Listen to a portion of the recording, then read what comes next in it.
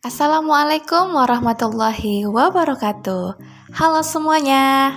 Perkenalkan, saya Suci Hapsari, peserta Latsar CPNS tahun 2023, angkatan 12, kelompok 1, yang diselenggarakan oleh BPSDM Provinsi Sumatera Utara.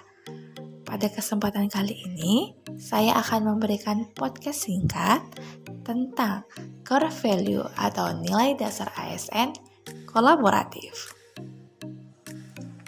Definisi kolaboratif secara umum.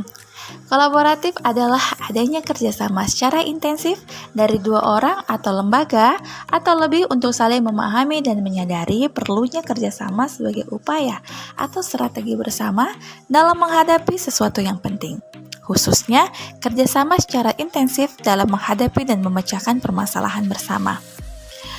Adapun 6 kriteria penting dalam membangun kolaborasi, yaitu yang pertama, forum yang diprakarsai oleh lembaga publik atau lembaga.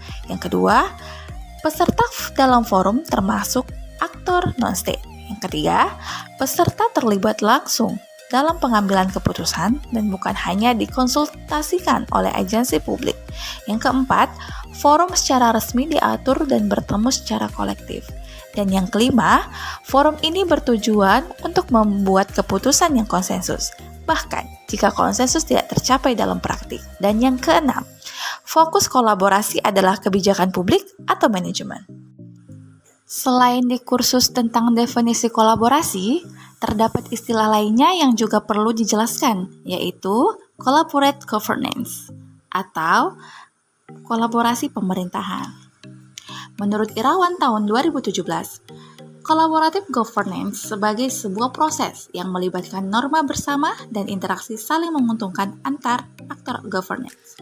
Sedangkan Davis Alti Al-Rahema M. White tahun 2012 menyebutkan bahwa sebuah pendekatan pengambilan keputusan, tata kelola kolaboratif, serangkaian aktivitas bersama di mana mitra saling menghasilkan tujuan dan strategi dan berbagi tanggung jawab dan sumber daya.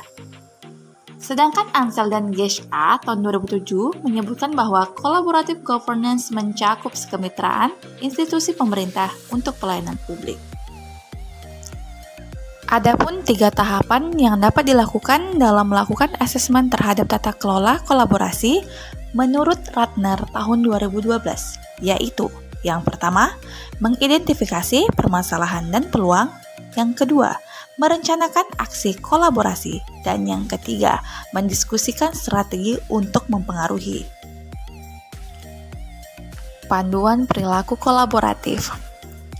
Yang pertama, organisasi menganggap perubahan sebagai sesuatu yang alami dan perlu terjadi. Yang kedua, organisasi menganggap individu atau staf sebagai aset berharga dan membutuhkan upaya yang diperlukan untuk terus menghormati pekerjaan mereka.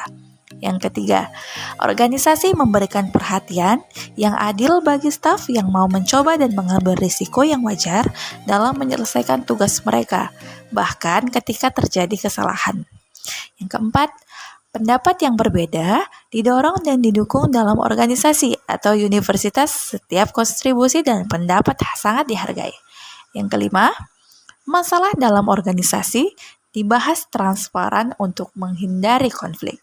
Yang keenam, kolaborasi dan kerja tim antar divisi adalah didorong. Dan yang ketujuh, secara keseluruhan, setiap divisi memiliki kesadaran terhadap kualitas layanan yang diberikan. Adapun beberapa proses yang harus dilalui dalam menjalin kolaborasi, yaitu yang pertama, trust building, yaitu membangun kepercayaan dengan stakeholder mitra kolaborasi.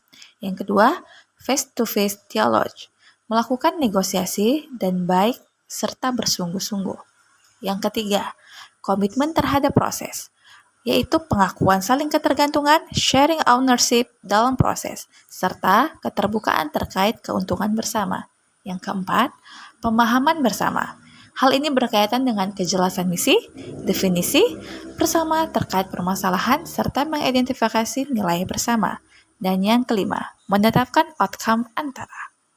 Aktivitas kolaborasi antar organisasi meliputi: pertama, kerjasama informasi. Yang kedua, perjanjian bantuan bersama. Yang ketiga, memberikan pelatihan. Dan yang keempat, menerima pelatihan. Yang kelima, perencanaan bersama. Yang keenam, menyediakan peralatan. Yang ketujuh, menerima peralatan. Yang kedelapan, memberikan bantuan teknis. Yang kesembilan, menerima bantuan teknis. Yang kesepuluh, memberikan pengelolaan hibah. Serta yang kesebelas, menerima pengelolaan hibah. Selain itu, ada juga faktor yang mempengaruhi keberhasilan dalam kolaborasi antar lembaga pemerintah. Yang pertama, kepercayaan. Yang kedua, pembagian kekuasaan. Yang ketiga, gaya kepemimpinan.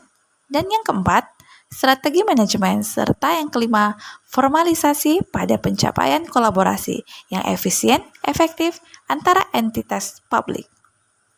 Demikian podcast singkat saya tentang core value kolaboratif. Sampai jumpa di lain kesempatan. Assalamualaikum warahmatullahi wabarakatuh.